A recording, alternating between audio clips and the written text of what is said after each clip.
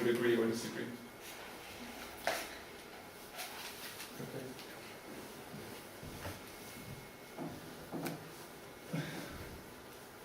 Okay, the next issue I was going to talk about was prayer. I don't know if anyone thought I'd involve the audience. Would anyone like to suggest when they think we can miss prayer? Yeah. Is that good? Travel? Okay. Do you think you can miss prayer completely when you're Well, traveling? not completely. You have to make up for it. You have to do, shortening, Okay. by joining. Yeah. Anyone else want to add? When you're doing an operation, if you stop, that person could die. Okay. So it's permissible. I think that's a good point. And I think sort of especially through our education and working, we'll face a lot of difficulties. I certainly face. It's quite hard to sort of keep praying at times, the prayers on time. What I wanted to say was, first of all, just say a few of the sort of the rules. And I mentioned a verse from the Quran, which says,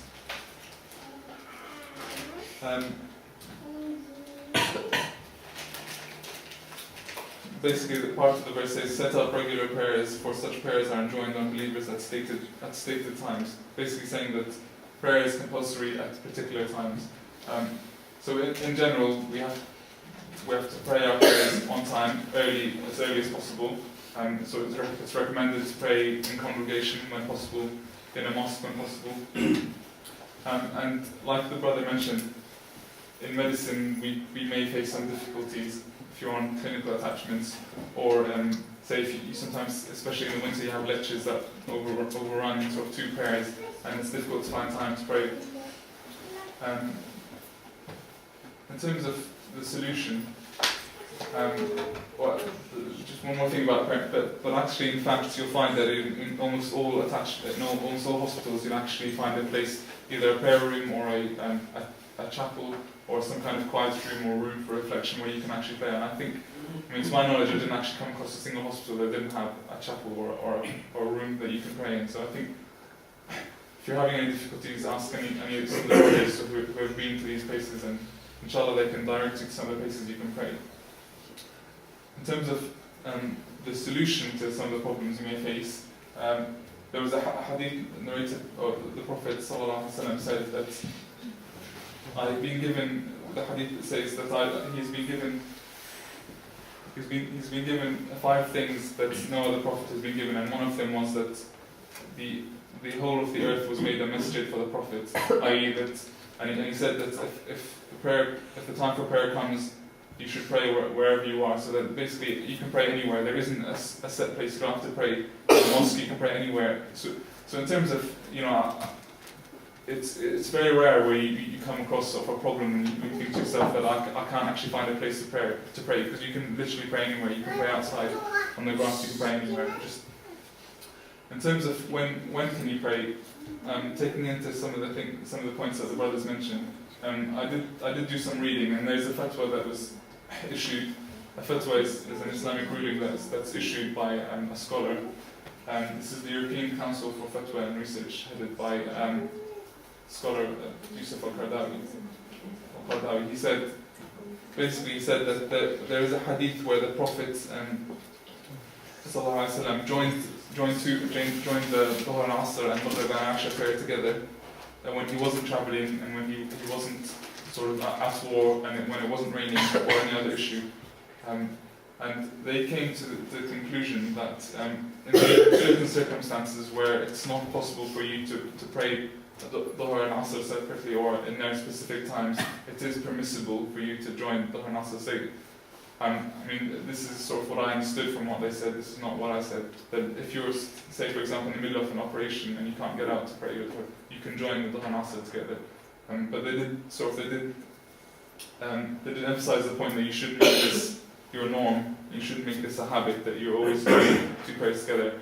And you have to be honest. The only person who can judge is yourself, whether you could have honestly prayed at a specific time, or whether you had to join because you couldn't make it.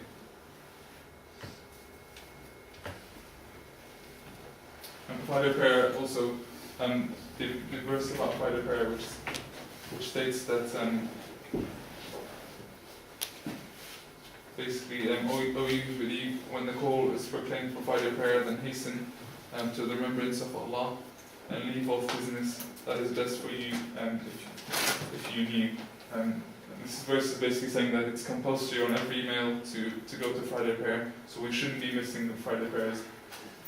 And again, in every hospital, to my knowledge, that you can be placed in, there's usually a chapel or a prayer room where they do pray Friday prayer, so you should always look out for these places. In terms of solutions, you will inevitably come across some timetable clashes, teaching clashes between Friday prayer and teaching. And I think it's up to you to be organised enough to sort of go beforehand to speak to the organisers, to either see if you can rearrange the time or see if you can sort of catch up somewhere else by getting, I don't know, the presentation or the notes so that you can read up about it. And I think usually they're actually very understanding about these issues. And I wanted to say something off the record, which I'm not sort of encouraging people to do this, but sometimes the university is actually kicks up a big fuss if you say that I'm going to miss something, and they blow it out of proportion. So I think sometimes if you sort of do it yourselves and miss the prayer, but then make sure you catch up, it might be sort of easier on everyone. But that's just what I found.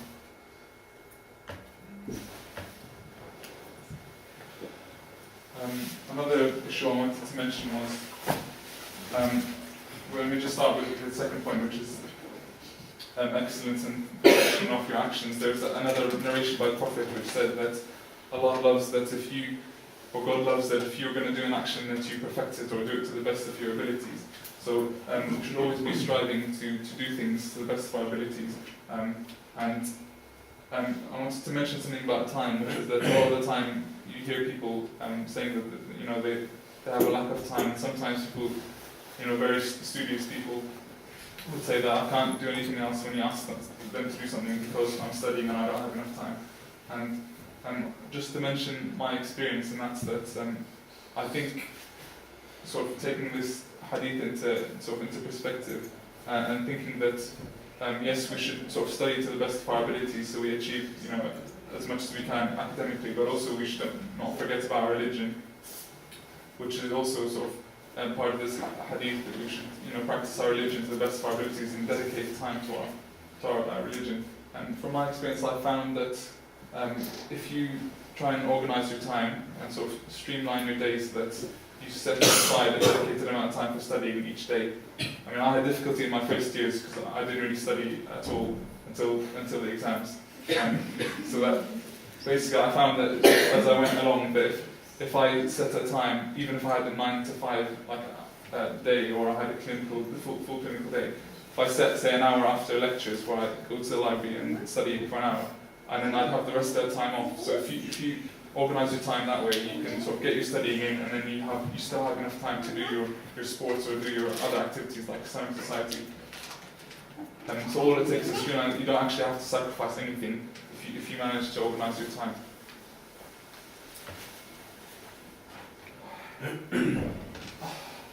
This is another issue that a lot of people will face, especially if you're doing obs and gynae, and it also applies to sort of other things as well. And I've already mentioned some of the principles, the same verses that I've mentioned before, which say to the believing men and women that they should lower their gaze and that the women should cover themselves. And there's a hadith that also says that whenever a man and woman get together in seclusion or on their own, then they're never alone. Shaitan is always with them, which actually means that there's always this temptation.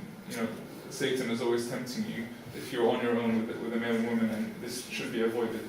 So in terms of these two principles,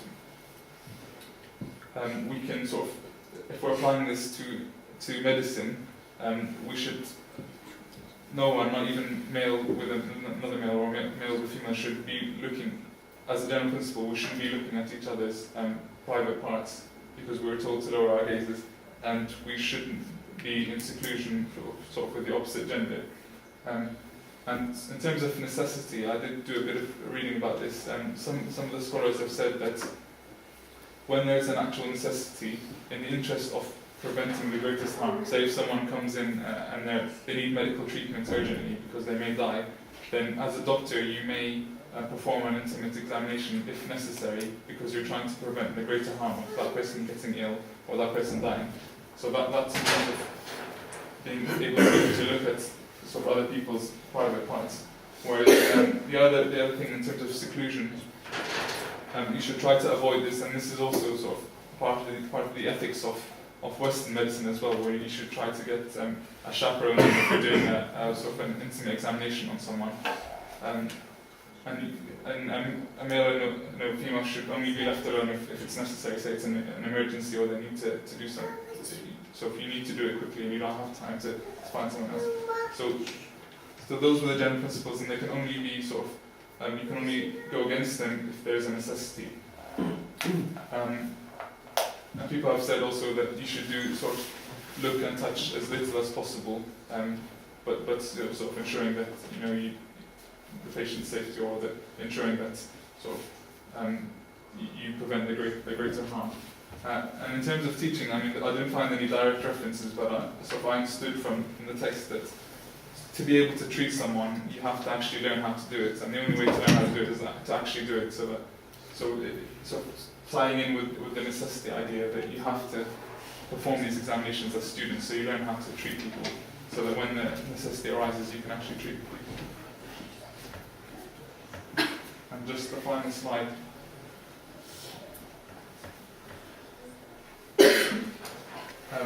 Starting work, my experience that you'll probably feel inadequate, and you'll have some difficulty. I had you'll find that when you're working a lot of the time, you have difficulty. For example, when you're sort of ordering investigations, people will give you a hard time because you're not really aware of the patients, etc.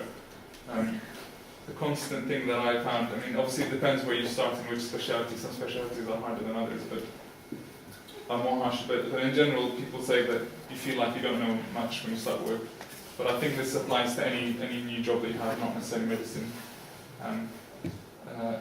There are a number of things that actually make it ease the transition. That's every year they have F1s who come in. They have junior doctors who come in, so the hospital and the staff there know what the junior doctors are like every year. So they get used to, they don't expect much from you really, they know that you don't know anything.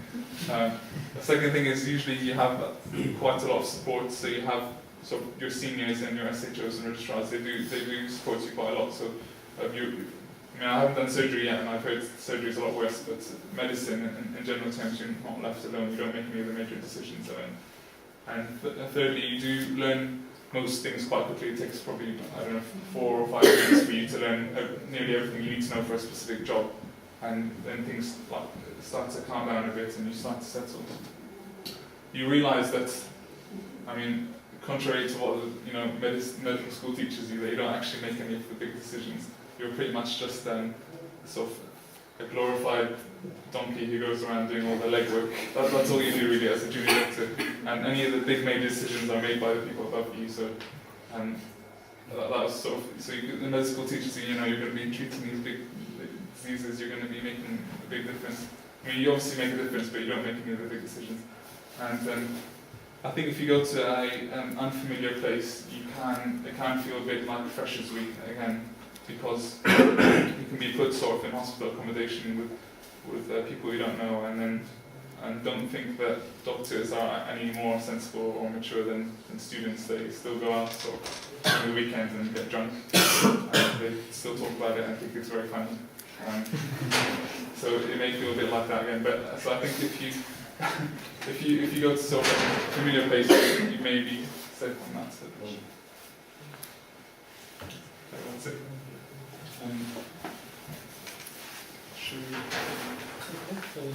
Thank you for that. Questions and answers. So we shall move forward to questions and answers. Any questions at all?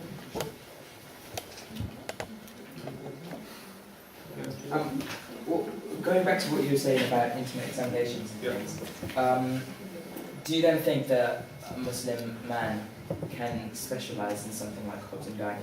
Okay, I did read a bit about this as well. I think the general sort of consensus was that